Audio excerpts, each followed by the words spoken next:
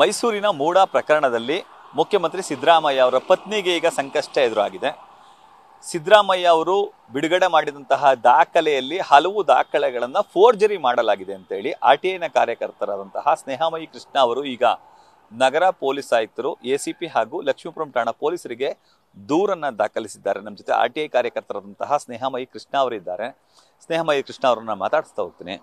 Sir, ಸದ್ಯಕ್ಕೀಗ ಹೊಸದಾಗಿ ಒಂದು complaint ಕೊಡ್ತಿದ್ರಿ sir, ಯಾರ ವಿರುದ್ಧ ಏನು ಸರ್?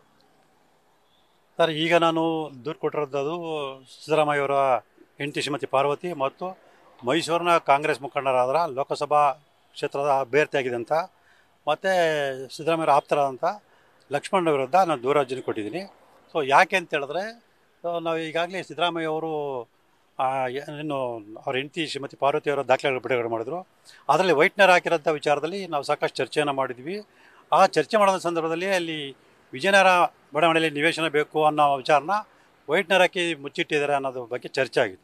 ಅದು ಸುಳ್ಳು ಅಂತ ಸಾಬೀತುಪಡಿಸೋಕೆ ಹೋಗಿ ಶ್ರೀಮತಿ ಪಾರ್ವತಿ ಮತ್ತು ಲಕ್ಷ್ಮಣ ಅವರು ಇಬ್ಬರು ಸೇರಿಕೊಂಡು ಮತ್ತೊಂದು ಬೇರೆ ಸುಳ್ಳು ದಾಖಲೆ ಸೃಷ್ಟಿ ಮಾಡಿ ಆ ಒಂದು ದಾಖಲೆನ ಏನು ಮೂಲ ಕಡತದಲ್ಲಿತ್ತು, ಆ ಕಡತದಲ್ಲಿದ್ದಂಥ ನೈಜ ದಾಖಲೆನ ತೆಗೆದುಬಿಟ್ಟು ಹೊಸ ದಾಖಲೆ ಸೇರಿಸಿದ್ದಾರೆ ಅನ್ನೋ ಒಂದು ಅನುಮಾನದ ಮೇಲೆ ನಾವು ದೂರು ಅರ್ಜಿ ಕೊಟ್ಟಿದ್ದೀವಿ. ಯಾರ್ಯಾರಿಗೆ ದೂರು ಕೊಟ್ಟಿದ್ದೀರಿ ಸರ್? ಏನಂತ ದೂರು ಕೊಟ್ಟಿದ್ದೀರಿ ಸರ್? ಮೈಸೂರಿನ ಪೊಲೀಸ್ ಆಯುಕ್ತರಿಗೆ ಮತ್ತು KR ವಿಭಾಗದ ACP ಅವರಿಗೆ ಮತ್ತು ಲಕ್ಷ್ಮೀಪುರಂ ಪೊಲೀಸ್ ಠಾಣೆ ಪೊಲೀಸ್ ನಿರೀಕ್ಷಕರಿಗೆ ದೂರು ಅರ್ಜಿ ಕೊಟ್ಟಿದ್ದೀನಿ.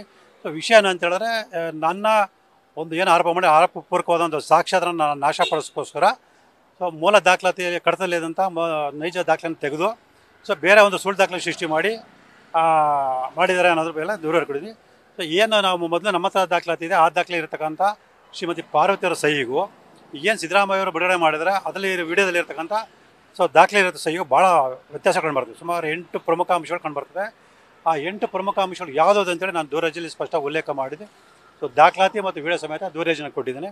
ಸೊ ಇದು ತುಂಬ ಗಂಭೀರವಾದ ವಿಚಾರ ಆಗಿರೋದ್ರಿಂದ ಮೈಸೂರಿನ ಹಿರಿಯ ಪೊಲೀಸ್ ಅಧಿಕಾರಿಗಳು ಕೂಡಲೇ ಇದ್ರ ಬಗ್ಗೆ ಒಂದು ಗಮನವನ್ನು ಹರಿಸಿ ಸಮಗ್ರ ತನಿಖೆಯನ್ನು ನಡೆಸಿ ಸೂಕ್ತ ಕಾನೂನು ಕ್ರಮ ತಗೊಳ್ಬೇಕು ಅಂದರೆ ಈ ಮೂಲಕ ಒತ್ತಾಯ ಮಾಡ್ತಾ ಇದ್ದೀವಿ. ಇದರ ನಡುವೆ ಸರ್, ನಾಳೆ ಕೋರ್ಟಲ್ಲಿ ಈ ಸಂಬಂಧಪಟ್ಟಂತೆ ಕೇಸ್ ಇದೆ ಸರ್, ವಿಚಾರಣೆ ನಿಮ್ಮ ಪರ ಆಗುತ್ತೆ ಅಂತ ವಿಶ್ವಾಸ ಇದೆಯಾ ಸರ್?